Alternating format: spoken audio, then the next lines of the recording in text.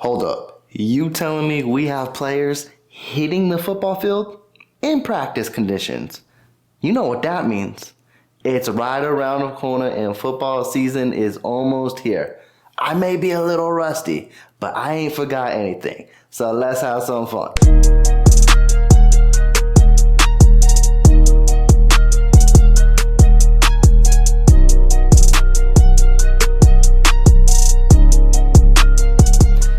Chiefs Kingdom, how you doing? We back like we never left, and we got a lot of things to discuss. As last week, Chiefs OTAs is officially in the books, at least for week 1. Week 2 will revamp this week, so let's get ourselves in and let's discuss everything that took place.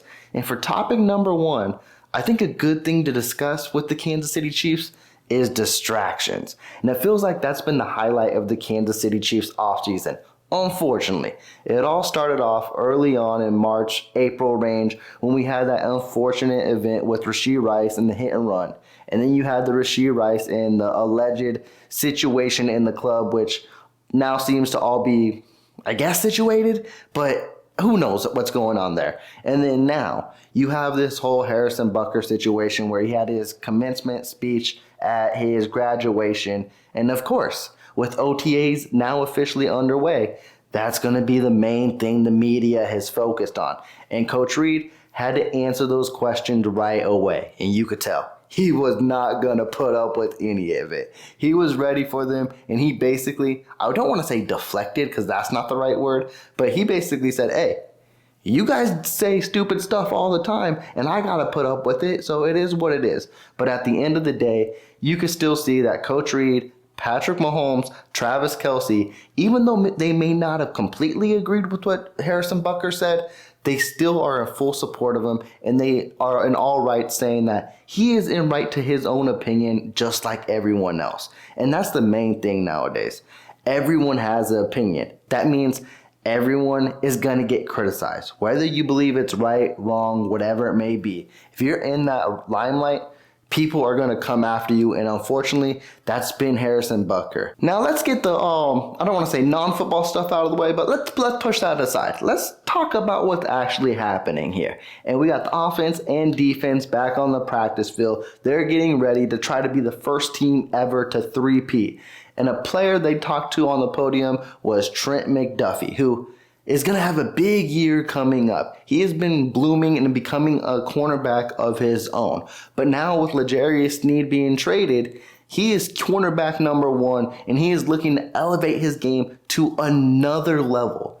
In a sense where a lot of people may not expect as well, because we've seen his play, and we've seen his play take over the football field. But one thing Mcduffie really wants to see him improve in next year is leadership and having a bigger role and a bigger voice to say, hey, we're going to be okay, and I'm going to lead us to be still the top secondary in the league. And that's something you really, really want to see, because he said that was the role L'Jarius Sneed had. And when you're missing now that guy, someone needs to step up. And it needs to be a guy like Trent Mcduffie, who Chiefs Kingdom in specific and the league as well is taking notice of him and ready for him to be that top 5 cornerback in the league and to be more than an all-pro slot cornerback, but how about all-pro cornerback everywhere? And that's what Chiefs Kingdom anticipates, and I can't wait to see how he elevates his game next year. Now we're going to flip the script and go on the offensive side of the ball, because the Kansas City Chiefs did have 2 key acquisitions this free agent period, and one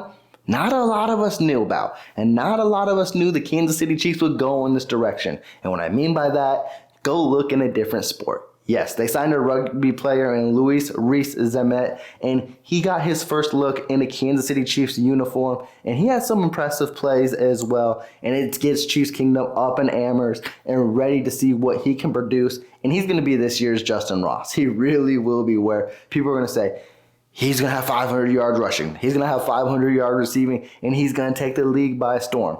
Y'all know me. I'm not ready to say that. I really believe he has a chance to get onto the practice field and be a practice squad guy and maybe on the football field. I do believe Coach Reid wants to see him a lot and see what he can get out of this player. Now, the Chiefs did make an interesting move last week as well, as they released running back LaMichael Pirine.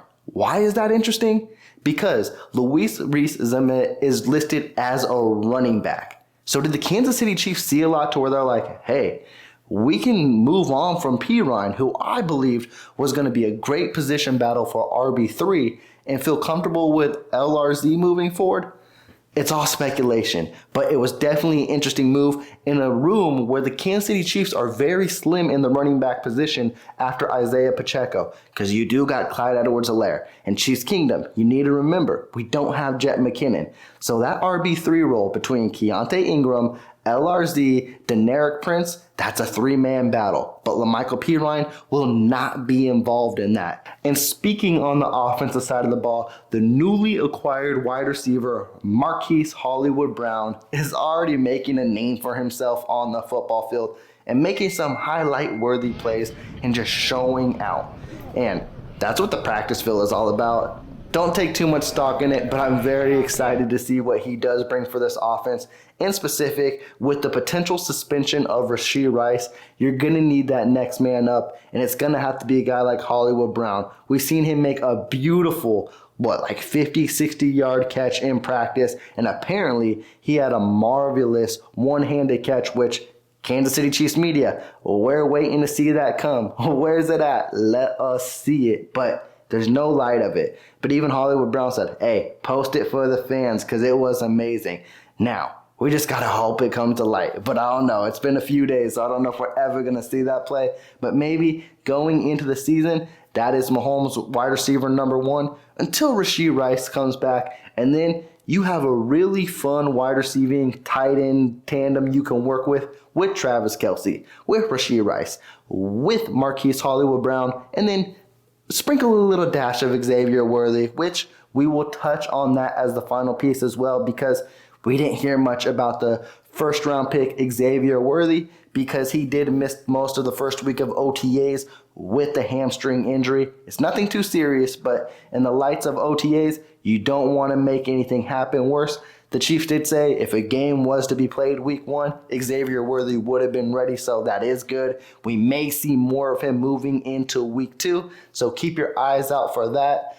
But with that, Chiefs Kingdom, that wraps up the week's news and notes for the Kansas City Chiefs week 1 OTAs. You let me know some key things you took out of going out of the Chiefs OTAs week 1. Let me know some things I missed on. With that, please be sure to subscribe to the channel. If you do like this video, please click that big thumbs up. With that, I'm checking out. Y'all take care. Peace.